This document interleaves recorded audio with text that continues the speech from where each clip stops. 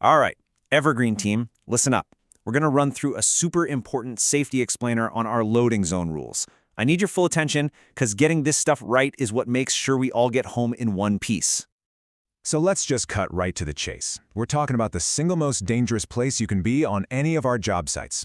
It's the one area where we have absolutely zero room for error. And what makes it so dangerous? Well, it's pretty simple.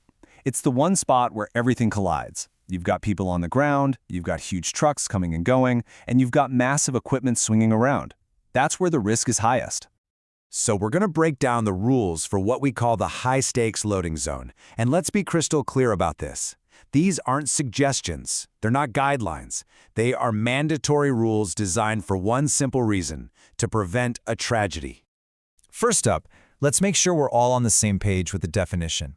A loading zone is any area, not just some spot with cones around it, but any place where a machine is actively putting debris into a truck. The second that bucket starts dropping material, you are officially in a loading zone. Got it?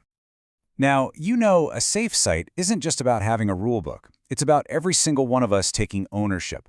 So let's get really specific about who is responsible for what.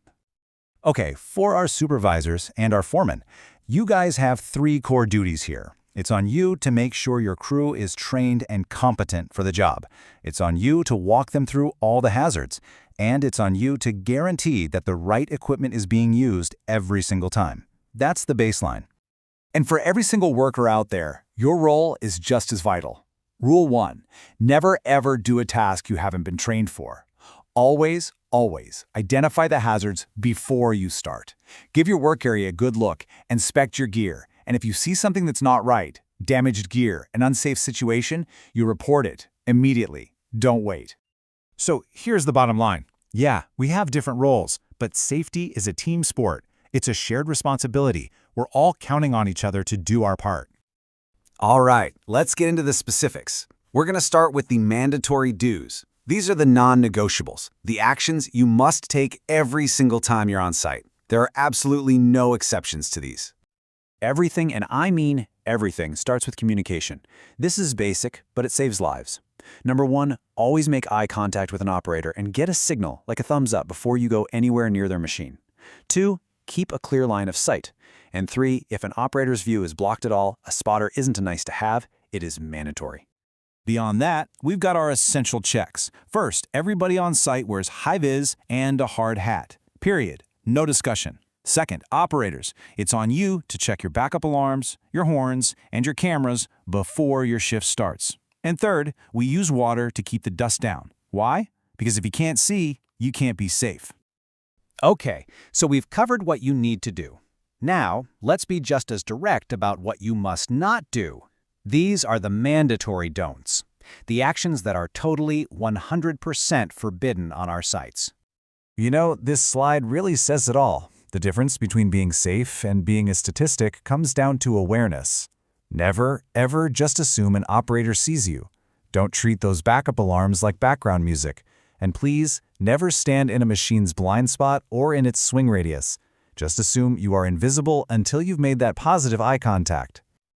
Let me be perfectly clear about these 3 things. They are absolute red lines. 1, no one on foot is ever allowed in an active loading zone.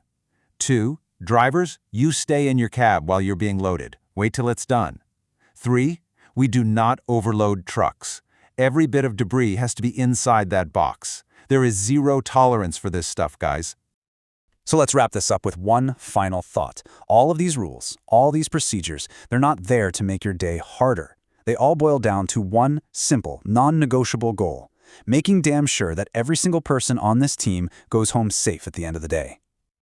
If you only remember one thing from today, make it this. Your own awareness is your single best tool out there, and your communication, that's your team's best defense. So I'll leave you with this one question. I want you to take it back to the site with you before your next load, before you do anything. Ask yourself, what is the first hazard I'm going to check for? Think about that every single time.